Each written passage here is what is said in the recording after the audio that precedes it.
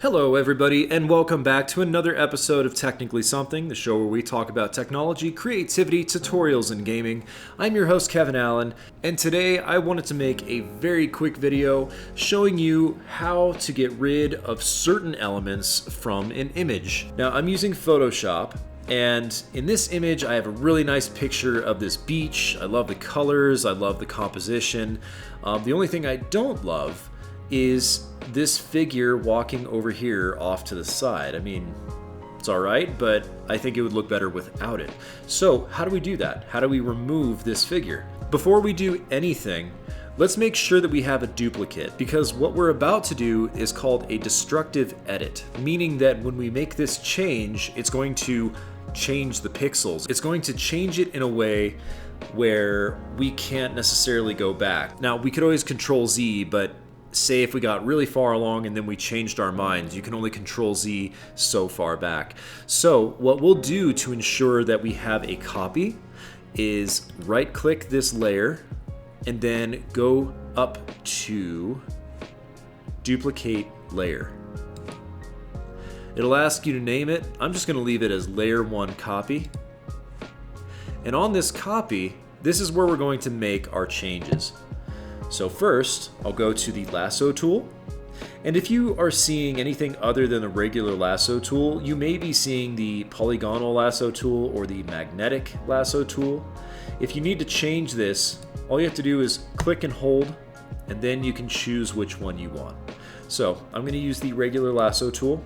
Before you begin making a selection, let's just check all of the options at the top here.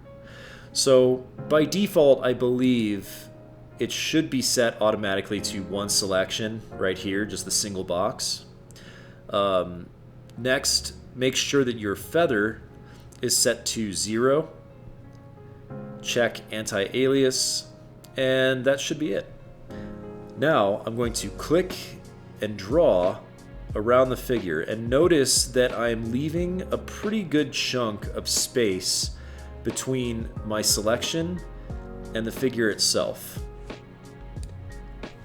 Once you have that taken care of, you're going to go to Edit, and then select Fill. When this box pops up, just make sure that it matches everything you see here. Contents are set to Content Aware. Options, make sure that you check Color Adaptation.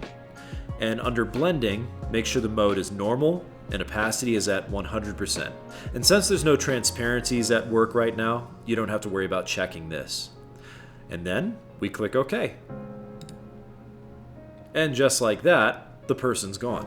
So I'm going to hit Control D to deselect. But we have a new problem. There's this little line going straight down the middle where we had our figure. It's right in the center. And that's because what Photoshop did is took everything on the outside of the selection, all of the surrounding pixels, and then they just sort of flipped them inside. So right down the center is where it stitched all of that together. If we want to make subtle changes to this, we're going to select the healing brush, or in this case, the spot healing brush tool. Now that I have that selected, right click the screen, and you can change the size of your brush. So if it's itty bitty when you first start, make sure that you increase the overall size so that it's roughly this large. That way we can cover up that space. Next, make sure that the hardness or the edge hardness is brought down to 40%. You could go lower if you want, and I might try that. Once you have these set up, all you're gonna do is click and drag in little portions, and the healing brush will start matching up edges based on the surrounding pixels. It's like a content-aware fill brush. And sometimes it gets a little unwieldy. So if you paint something, you'll see how it's trying to take the information and fill it in as best it can. If it doesn't work out, you can always hit Control Z and take a few steps back. And just experiment around with what you think works until you get something that you like. And once you're finished, everything should be a little bit softer. You may not have those hard edges. And if you want to compare what the old photo looked like, you can go back to your layers and hit the eyeball or the hide icon, and it shows you the layer that's underneath, which just happens to be nearly identical.